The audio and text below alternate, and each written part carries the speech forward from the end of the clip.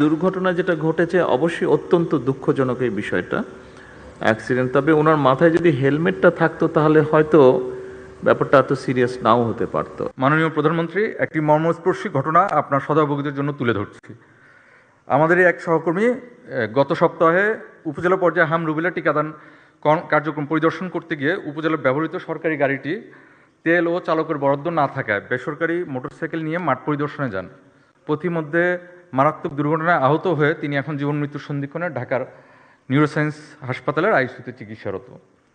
মাননীয় প্রধানমন্ত্রী, 90-এর দশক হতে চলে আসা সেক্টর প্রোগ্রাম হঠাৎ বন্ধ করে দেওয়ায় এই সরকারি গাড়িগুলোর থাকা সত্ত্বেও আমাদের তেল এবং গাড়ি চালকের বরাদ্দ নেই, যার কারণে এই ধরনের দুর্ঘটনা প্রায়ই ঘটে এবং প্রাথমিক স্বাস্থ্যসেবার যেই পরিদর্শন কার্যক্রমও ব্যাহত হয়।